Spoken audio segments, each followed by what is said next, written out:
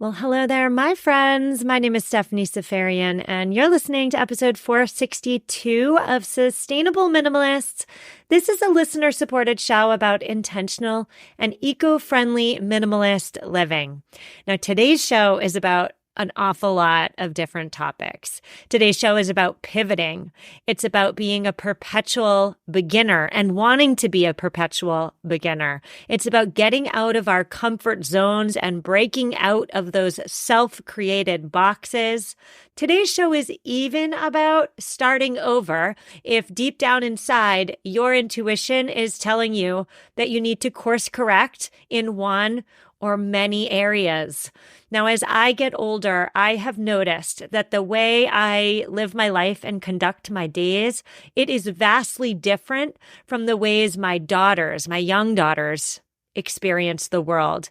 They look at every new experience with curiosity and awe. They are not so much afraid of failure, at least not yet. They're not at all concerned about how others view them. Again, at least not yet.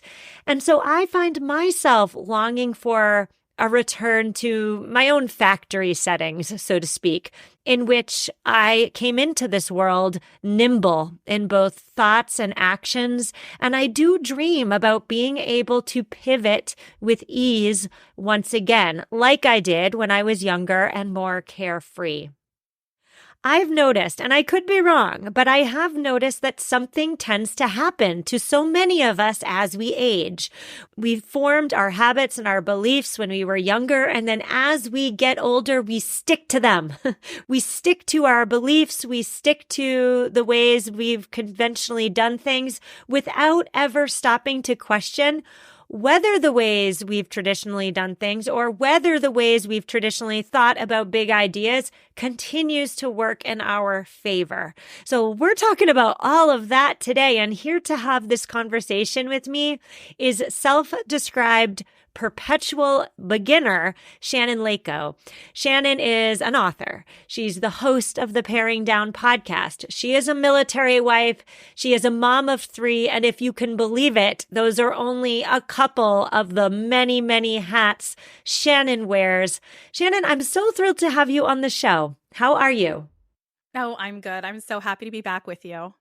Well, why don't we start by you telling us about yourself and your personal journey, your professional journey to starting a podcast. Tell us all the things. Okay, let's see how we can sum this up. So my name is Shannon. Hi, everyone. I am currently the host of the Paring Down podcast. And so that is where I landed right now in terms of a career. But if we rewind things, I have a degree in psychology, and then I was a professional vocalist, lived in New York City for a couple years. I was actually Miss New York in the Miss America organization, which is feels like a million years ago. But that's always a little fun fact. And from there, I kind of had this crazy, non-linear experience when it comes to my career. So I worked in the federal sector outside of DC for a little bit. And then I found myself doing behind the scenes in reality television. I was a development producer, so finding new talent for brand new concepts. And so I had a lot of fun interviewing new people for that all over the country and finding the craziest people I could. And then I am married to a Coast Guard officer, and we moved to Alaska in 2019 from Virginia. And so when I was over there, I wrote a book called You're Completely Normal. And it's all about how there is no such thing as a timeline in life, because obviously through personal experience, even with just my career, I was all over the place. And I know we can often feel a little bit insecure. Doesn't everyone else have all of their stuff together already? And there's all these kind of linear steps that the world around us kind of tells us we should take, and why they shouldn't, frankly. So I wrote that book out in Alaska, and then we moved to Florida here 2 years ago, another Coast Guard move. And I was really overwhelmed. My house just felt really heavy, and I've always loved organization, and I do love decluttering. I've always donated a lot of stuff. But once we got to Florida, I just was really struggling because I loved Alaska so much. And it was through that struggle that I was trying to pinpoint, what can I control? What can I do to kind of make my life easier and better? And the slow life in Alaska it was really what I missed, right? I mean, of course, I miss the mountains and the orcas in our backyard and the humpback whales. Like, yes, but I can't get that. So what else can I do to slow down life? And that was really diving into living with less. And it was through that the Paring Down podcast was born. And now this is what I do. Well, as you're talking there, Shannon, I'm thinking about all the fresh starts that you've had in your life, professionally, of course, also with your family, moving often. And that's really what I want to talk to you about today, because I see with myself, I see with my parents that we tend to just get stuck in our ways. We're following that timeline. You did mention there's no such thing as a timeline, and we're going to talk about that in a minute, but we follow the timeline. We're following the expected trajectory. And yet when I look at my own daughters, they are so nimble in thoughts, in willingness to try new experiences. My older daughter, she's like, yeah, I'll try out for a play. Or my younger daughter, yeah, I'll think about that topic, whatever it is, in a new way. I'll see different points of view. And so when I look at the world through my children's eyes, there's an awful lot of opportunities to try new things, think about things in different ways. However, as an almost 40-year-old, I don't feel that way. I feel stuck in my ways. I feel very reluctant to try new things. This is a little off topic, but I'll just say there's something about CrossFit, like the idea of CrossFit, that interests me. I'd love to try a class, but for whatever reason, it's been years I've wanted to do this and I just haven't got there because I talk myself out of it because I'm not a CrossFit person, because I'm scared I won't be able to make it through the workout, like all these reasons. And that's just one example of, I could probably come up with 100 of me not being able to pivot like I used to. So you mentioned you believe there's no such thing as a timeline. Can you talk to me about that? Because I've been following a timeline my whole life, and here I am. I'm not sure if following the timeline has worked for me. Oh man, I love this. I could talk about this all day, hence why I wrote a book about it. But okay, I have to side note the fact that you want to try CrossFit. Fun fact, I did try CrossFit for the first time, actually, just a couple months ago. I was talking to a girlfriend. I'm like, I really want to gain more muscle, right? Like, especially when you're in your 30s, you stop caring as much about like the size of your clothes. And you're just like, I just want to be strong, right? I just want to be healthy. And so I went and I started going to a 4:45 a.m. CrossFit class. And honestly, I was terrified, right? But this kind of speaks to trying new things. I think in my own life, I think I have a proclivity for trying new things. Like even in summer camp, I remember growing up in middle school, I got the Make It Happen award at summer camp. Like that's just kind of part of who I am, is I'm willing to dive in. I don't know. I wish I had some magical advice about it. I think that's just the way God made me. But I would say that because of that, I also have I've led a life where I have to try new things. Like when you move to New York City at the age of 23 and you don't really know anyone except for your roommate and you have no money and you know, all of that, right? You have to just figure it out and like make yourself survive and figure out what neighborhoods and how to use the subway. This is before smartphones, right? I don't know. I think that has lended itself to now in my mid 30s, I am more willing to try things like CrossFit, right? And I show up and I'm terrified and embarrassed because the coaches would have to change the workouts for me because I couldn't do it, right? And you know what's interesting though is that ended up not working out for me. Waking up at 4 a.m., I didn't have as much energy for my kids later in the day. And even though I don't have time to take a class any other time of the day because life and work and kids, I realized that the drive to CrossFit and a full hour-long class in the morning was too much for my schedule. And so now I'm working out at home again. But that's the beauty of trying new things, is that not all of them are going to work. You might not be good at some of them. Some of them might just not jive with you. They might not work for your schedule. But there's beauty in trying new things. And the reason I'm so passionate about it is that if you are doing something new, that is a good sign that you are really living, right? Like you are out there taking control of your own life and living intentionally, which is kind of my underlying message of all of the different things I've created and done in my life. The idea that you are going to take control of your own life and not get into autopilot. And if I was going to give some advice as to how to start that, if you aren't just like me and born that way, I would say to find a friend for whatever thing you want to do. That's what made going to CrossFit a little bit easier for me. Even moving cross country, and we're constantly starting over as a military wife and a military family, talking to people, finding someone that you can say, hey, you've done this before. What would you do? How do you suggest I do this? Can you come with me? Well, obviously you can't move to Alaska with me, but can you come to CrossFit with me? Can you teach me how to make the cookies? I really want to learn how to bake. Whatever it is. There are always people out there that are doing the thing that you are interested in doing. And not only does that kind of give you a foot in the door and expands that relationship, but it creates a really cool network of people, and everyone's willing to help. If someone reaches out to me and they're like, I want to start a podcast, I'm not like, no, ma'am, not going to help you, right? I'm like, cool, you want to start? Cool. Let me tell you all the things that have helped me along the way. And you'll find that people are really generous. So as you're talking there, Shannon, I'm thinking about the last 39 years of my life. In college, in my 20s, certainly, I was definitely the person to try new things. Maybe some hobbies and experiences I attached to, and they became part of me and my identity, and some I let go. But the point was I was willing to try. And these days, I talk myself out. Like if the situation, the timing, the cost, the this, the that, the everything, like if one thing is a little bit not jiving with how I want it to go, like, I wash my hands of it, not for me.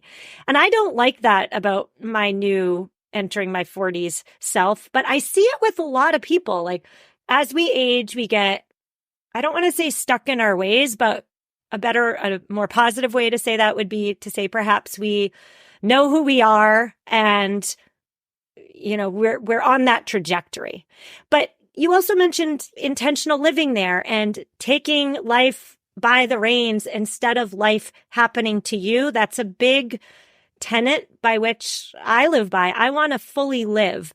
So what advice would you have for me as someone who finds herself always just talking herself out of all new experiences? I know you said bring a friend, but are there any mental tactics I can use to stop talking myself out of it?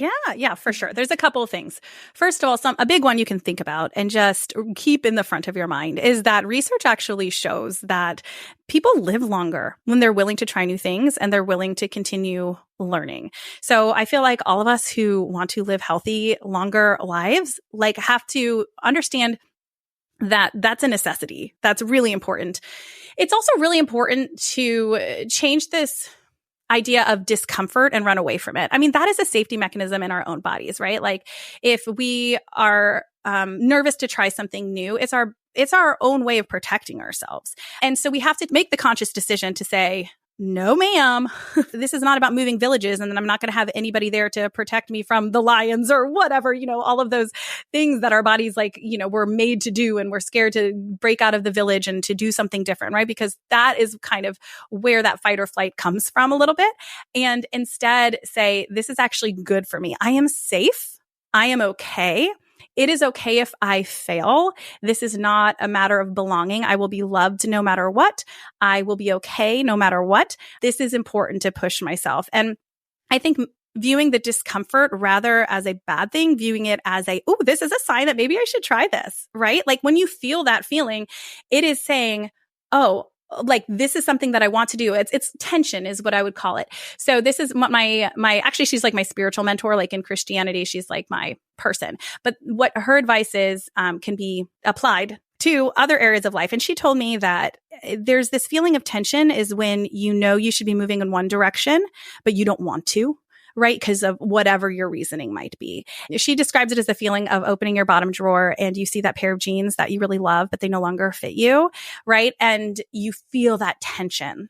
And so to me, the idea is let's face that tension head on and go in the other direction. So yeah, that would be my advice is whenever you feel that way, like Stephanie, if ever you're like, I want to try CrossFit. And then your mind goes to all the reasons you can't. Because it's too much money every single month. Because when can I actually drive to the class? Because when? And instead take messy action, just do it. You might be like me. You might find out that you don't have the time, that it is too much money, that it doesn't work. Or you might find that completely changes your mental health, your body in a way that you love. It's absolutely worth the $125 a month. You love driving there. The 20 minutes gives you extra time to listen to your favorite podcast in the car, and it turns out to be your favorite thing, right? Like that could happen too, you know? And so it reminds me of the sweatshirt I have that says, what if it all works out, right? I think the older we get, we've seen things not work. We have failed before. We have, unlike our kids who are so excited to try new things, they haven't necessarily experienced as much feeling of failure. They also haven't experienced watching and hearing and seeing all the bad things that happen in the world and all the things that could go wrong. All they see is what could go right. And that's something I feel like we could take with us too, is to say, what if it all works out? Because it often can, right? Like it often becomes something really, really exciting in our lives. There's really opportunity for growth anywhere you go, as long as you're willing to just do your best in whatever situation you find yourself. That is so good, Shannon. So good. Thank you. So I have so much to say. As you're saying, you know, what if it goes right? I'm thinking about the last time I actually did get out of my comfort zone. And so this is a little Stephanie story, listeners. Get ready. But let's back way up. One of my life goals has been to qualify for and run the Boston Marathon. Like I've run it for charities, but I wanted a bib that I got because I qualified. So back in December, on a whim, I didn't even think about it. I signed up for a race. I bought the plane ticket to get to the race. I booked the hotel room. And then I've kind of forgot about it. I was training, obviously, but the week before this race, I mentally freaked out, Shannon, and that's not even an understatement. My Achilles was hurting, so I used that as an excuse. I wasn't going to go. I wasn't going to try. I wasn't going to get on the plane, but it was too late. I couldn't get my money back. So my husband was like, just get on the plane. If you don't run the race, you don't run the race. At least you had a weekend away. And oh my gosh, I was a really hard wife to deal with that week. And I know it. I wasn't good. But I got on the plane. I ended up going to the expo, getting my bib. I ended up deciding I would try the race. And if my Achilles hurt or ruptured or did any of the worst case scenarios that I was picturing, I would just drop out. No big deal. At least I tried. Well, wouldn't you know, I ran that whole darn race. I qualified for the Boston Marathon. I fulfilled a lifelong goal of mine. And that's all great. But the real beauty and benefit, the icing on the cake, is that I reminded myself that I have self-efficacy and that I can do hard things and run really fast and I can do all the things. And so, yeah, like it's great that I met my goal, but it's even better that I reminded myself that I can put myself in difficult and uncomfortable situations and succeed. So I think that's the piece that I really want to just bring to everybody. Like when you put ourselves in uncomfortable situations, we are building up our self-esteem and our self-efficacy. You know, it reminds me of an article I read talking about one of the surest indicators of success for our children once they get to adulthood, and that's resiliency. And I feel like we don't focus on resiliency as much. We focus on achieving. We focus on a traditional level of success. We focus on joy and happiness and doing what we love. And there's nothing wrong with all of those things. I think if you love to do something, go do it. However, there is something to be said about resiliency. And the only way to develop resiliency is to put yourself or experience really hard things. You know, my mom passed away when I was 24, and one of my favorite cards I have from her was one that she wrote to me when I was in college. And I kind of rediscovered it when I was going through her things and my things that were related to her. And in it, she said something along the lines, I must have been going through something, you know, as a 20-year-old college student. In the card, she'd said, you know, Shannon, life is just not going to be easy. That's just part of it. The biggest part is to learn to bounce back when it's not easy, to learn to keep going when it's not easy. We cannot be surprised when hard things happen, when we experience difficult emotions. Like, to take the surprise out of that, to take this feeling of like, oh, why is life out to get me? Or what am I doing wrong? Or why can't I just do it the way they're doing it? Or all these things that come into our heads. And instead just be like, oh yeah, well, this is life. I'm alive. So obviously this is not going to be easy. And instead develop this resiliency and say, oh, I've gone through hard things before. I know I can do it again. And that's what you're saying about that race. What that taught you is that like, that gave you resiliency. Right? And it's that word. And I'm going to say it over and over again because I think it's really powerful and we don't hear that word enough. But doesn't that kind of give you like a sense of excitement to know like you are resilient? We are human beings and we are resilient, right? Like I didn't think I was ever going to recover, so to speak, after my mom passed away. And it's not to say that hard things don't continue to affect you the rest of your life. Like, of course, grief never fully ends. But I feel like I'm a really resilient person. I can see the positives and the silver linings in anything, even in worst case scenario like losing my mom. That is a capability within all of us as human beings. That's the way we're created because we have to be. We just have to keep on living and life is going to be hard. And the more you prove it to yourself, like you did, Stephanie, the more exciting it becomes to see new opportunities and to know that no matter what happens, you'll be fine. So might as well shoot the hoop. Shoot the hoop. I love it. So spoiler alert, listeners, this is not a podcast about trying CrossFit or trying to run a race. This is a podcast about putting ourselves in uncomfortable situations so that we can grow and fully self-actualize. And so we're going to take our sponsor break, Shannon. But when we get back, I want to talk with you about the bigger picture.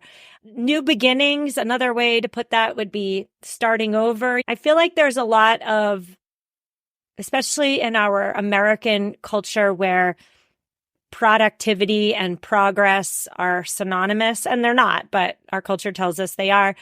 Nobody wants to be starting over. So we're going to take what we talked about in part one and we're going to widen our lens, let's say. So we'll do that after a quick sponsor break.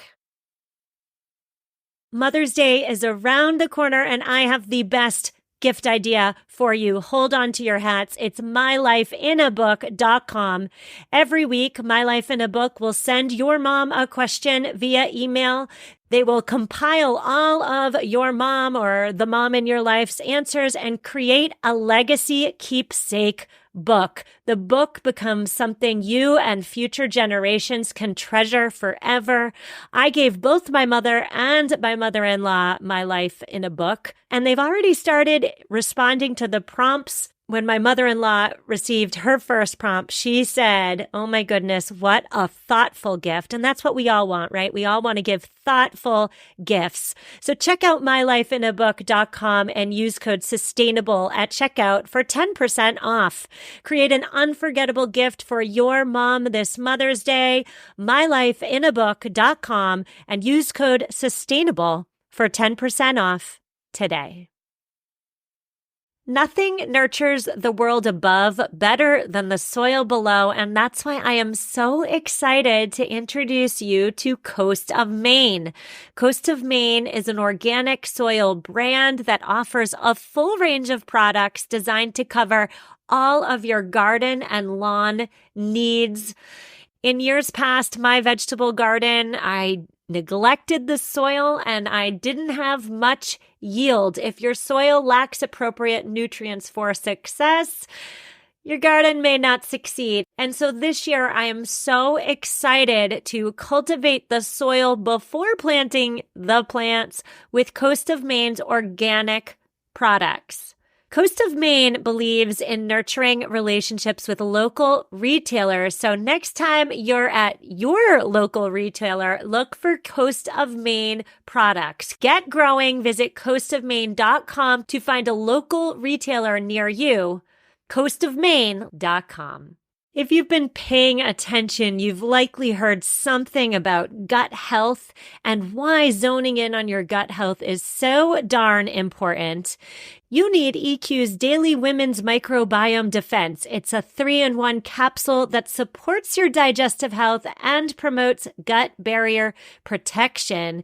I started taking EQ's Daily Women's Microbiome Defense because I have a bloating problem, friends. Yes, I do. Inflammation is not my friend. Since taking 1 capsule a day on an empty stomach with water, I have noticed more energy, improved skin, and here's the big one, reduced bloating. Head to myeq.com and use code SUSTAINABLE for 15% off Equilibria's microbiome defense and so much more. That's myeq.com and use code SUSTAINABLE at checkout for 15% off site-wide today. Listeners, I'm going to be 40 next month. Oh my goodness. And even though there's a big part of me that wants to buy into the anti-aging claims of all the products, I am, of course, quite skeptical. I recently just discovered a brand called Lima, and it is changing the game when it comes to caring for your skin. It is science-based. The Lima laser is the most powerful clinic-grade cosmetic laser device, and it's the only laser that's FDA cleared for at-home use. I am so excited to try the Lima laser on my wrinkles, and you know I'll be reporting back. Visit lima.life, that's LYMA.life, and learn more about the Lima laser. If you're interested in trying one, you can sign up for their newsletter. Tell them that Sustainable Minimalist sent you and let me know how it goes for you. That's LYMA.life.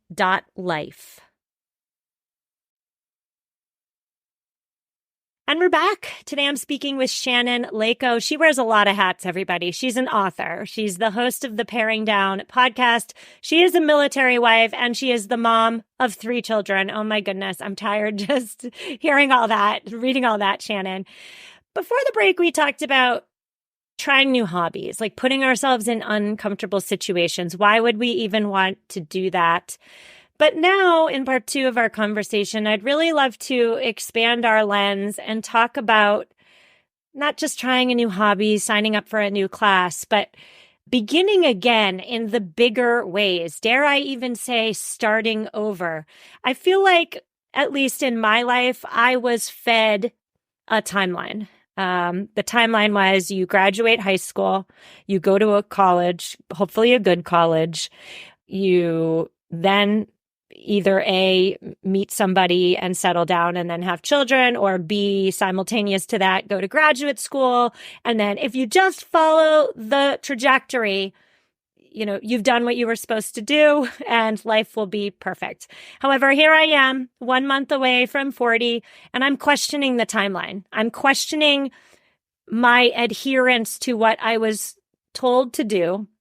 So for anybody listening who's thinking about, the timeline, the trajectory, it's no longer working for me. Maybe it did at one point, but maybe it's not anymore. What words of advice do you have with regard to beginning again, or again, dare I say, starting over? Yeah, there are lots of different ways that we might want or need to start over. There are complete perspective shifts. There are reframes, right? So that's kind of a psychological way of starting over. You might want to start over your career and you're in your 30s or 40s and you're like, is that even possible?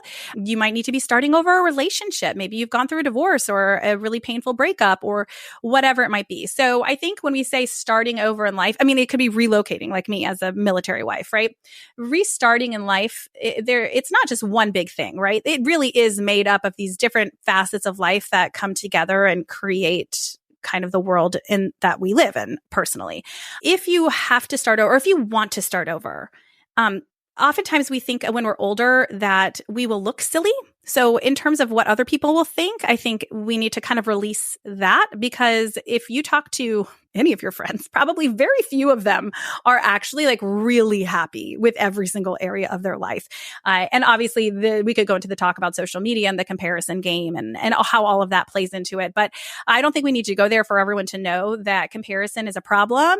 And that also when we talk to the people we actually know, most of us are feeling the same thing, where most of us are feeling like, wait, what am I doing here exactly? So whatever facet of your life that is like the big thing that you're struggling with, right? Like if it's your career or this or that, to recognize that A, you cannot compare it to somebody else's. That right there gives you more of that control of your own life when you're not just doing things because other people are doing it. Well, she had 3 kids and she's a working mom, so I need to do that. Or they're taking this vacation, so we should take this kind of a vacation, or whatever it is. So once you eliminate the competition, eliminate that kind of comparison mindset. Then you can zone in on what actually matters to you. And if you're like, I'm just not loving my career, I'm not loving where I am, that's okay. Like, you can start over at the age of 40. And I think that we often think if we're starting over, let's say with a career, that we're literally starting over. But just because you change something in your life doesn't erase all of the lessons and the skills that you have learned from something that's different in your life. So for me, working in unscripted television, I was, writing pitches that would be then pitched to, let's say, HGTV or Discovery or whatever. I was writing all these creative pitches. Is that the same thing as writing podcast scripts or writing blogs for my boss? No, but it is creative writing. And I am good at it, right? And I honed it in a different type of a job, or when I was writing my book, right? Even with my podcast, I was interviewing people to potentially have their own reality TV show. And so I was doing Skype interviews with them. And now I'm interviewing people for my podcast, right? So we can take skills that we learned in our past and transfer them over into something that we want to be doing now. So starting over, you never fully start over because you're taking with you all the lessons and who you are and who you've grown to be with you into that next endeavor and that stage in life. So, I would encourage you, if you're struggling, to remember that starting over is never officially starting over. Well, you've convinced me, Shannon. However, and I'm just going to play devil's advocate here, and I'm also going to be really darn honest and transparent with where I struggle, which is in our culture and certainly in the community that I live in. When you are talking to somebody, you have to give a summation of who you are and what you do in like 1 or 2 sentences, right? So if we're starting over all the time, I have trouble saying, yeah, I have a podcast, and it just pales in comparison to I'm the VP of finance or whatever it is, right? Like, cause they've been on the same finance track for 20 years and now they have this great big title. And I know you're going to say like, don't compare yourself to others, but I just feel like that's so hard in a culture and in a society in which our value is intricately tied to our title, to the amount of money we make, to our amount of power that we hold. And again, I say all the time, like, don't compare yourself to the Joneses. Do your own thing. It's about intentionality. But it's really darn hard to do that in real life. Oh my gosh, it is so hard. I mean, like, let's just say that it is really, that's hard to do. I get it. It's totally easier said than done. I mean, my family, they're all career people. I feel like the black sheep sometimes, right? So it's just acceptance, right? Like, that is the first step. Like, you just have to accept that you didn't do that. And that's okay. That's great. And if you decided that wasn't for you, then the only option is to do the inner work to find the confidence in that. Like, that's not the answer you want to hear. That's not the answer any of us want to hear. We want to say, how do I have my cake and eat it too? How do I be fully accepted by a society that puts all of our value on what we do for a living and do what I want for a living that is not as fanciful as these titles? You cannot have both. Sorry, you just can't. So what you have to do is do that inner work. That, yes, okay, some of it is comparison, but this is also why I'm so passionate about living with less, like on from our belongings and in our home. That's why I talk about decluttering, is because it's not just about having a nice house. It's not just about having a clean home that is like beautiful when you walk into it because there's not stuff everywhere, which mine is, first of all, not perfect. I have 3 kids under age of 6. Okay. My house is a disaster right now. The point of living with less, and living not just with less clutter than is socially acceptable. I'm talking about less than you think you need. Like, less than you ever thought you would need, like challenging yourself and saying, oh, like, I love fashion and I'm only going to keep 2 pairs of jeans. Like, doing the hard work and really paring down. The reason I'm so passionate about that is because through letting go of your physical possessions, you start realizing that you don't really care how other people are doing it.